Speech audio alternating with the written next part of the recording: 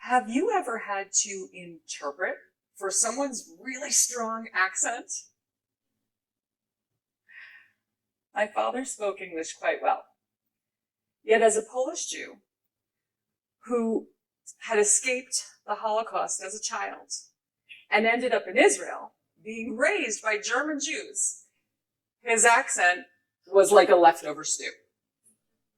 You never knew which accent would show up when he spoke. He also had a habit of speaking with his hands.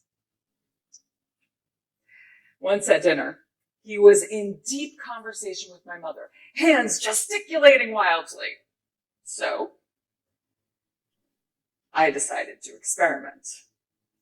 I put my hands over his and held them down on the table.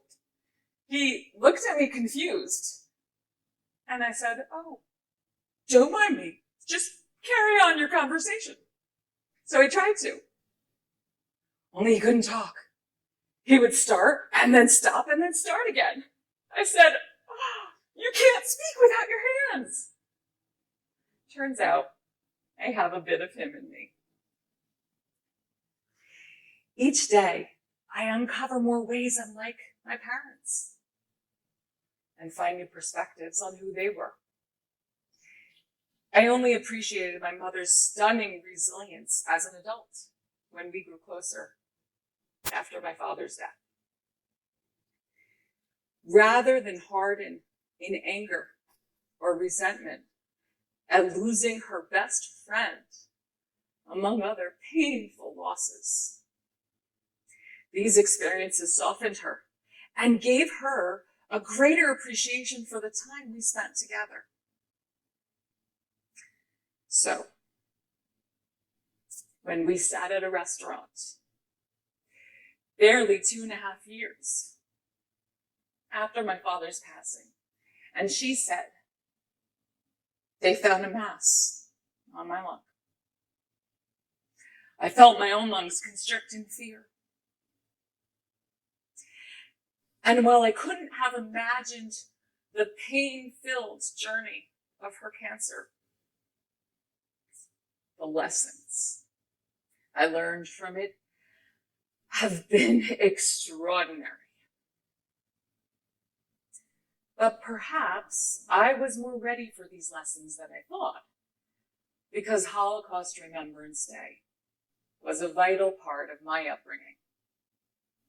As a young girl, I witnessed the palpable demonstration of survival and endurance, the search for meaning behind senseless horror and unimaginable loss. Each year, the events in our small, rural New Jersey community ended with a candle lighting ceremony. The survivors would walk down the long auditorium aisles, carrying a lit candle up to the stage, followed by their children and grandchildren.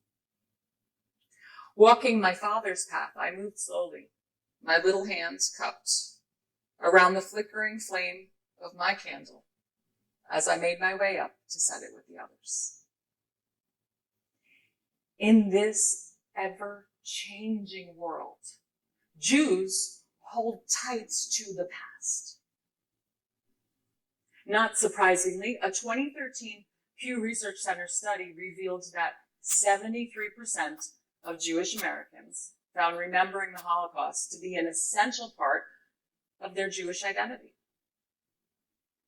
In fact, there is a word for this, zachor, or act of remembrance.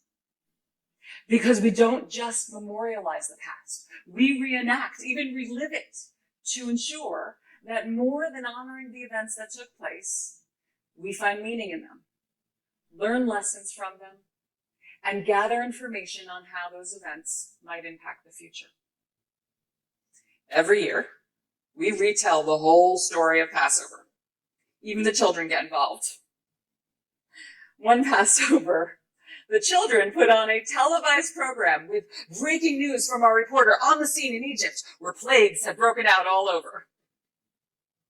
As the children rushed out, throwing plastic frogs all over the room, wearing sunglasses for the plague of darkness, and putting on many theatrics, we adults laughed, even as we embraced the importance of the children's roles as a part of the process of reliving the history. So, after my mother's death, I came to a profound realization. Loss is the only guarantee in life. And remembering is a necessity to gain a deeper understanding of how it affects the way we live after our losses. And while I've reflected on my heritage, I've come to realize that we can capture this act of remembrance in the personal losses we experience. We can relive those we've loved and lost in the stories we tell. The good, the painful, the mundane. We can also reflect on our experiences with that person to gain a deeper understanding from them, which can help us in moving forward with that loss. When my mother's cancer hit complication after complication, the doctors repeatedly said, "This is so unexpected." Her response? Well, nobody ever expected the Spanish Inquisition. I realize now her humor was a coping mechanism and a way for her to not lose herself to her disease, even while it was taking her away from us. So, here are 3 ways you can move forward with loss. 1, honor your losses by reliving those you've lost.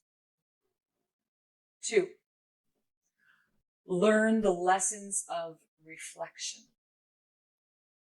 And 3, look for a deeper understanding for your future. When we relive those we've lost, we remember all of who they were to us. This helps keep them alive in our hearts and memories. When we reflect on who that person was, we may uncover things about them, gain a deeper understanding of who they were, and learn lessons we can apply in our own lives. And with a deeper understanding of how that particular loss impacts you, you can gain a critical awareness for how to move forward into your own life in a healthy and fulfilling way. When we weave our losses into the fabric of our living, we can hold on to the whole of who someone was to us, keeping them alive long after they're gone, and living our lives to the fullest, making the most of the finite time we have left. To quote one of my favorite artists, Mumford & Sons, "In these bodies, we will live. In these bodies, we will die. Where you invest your love, you invest your life."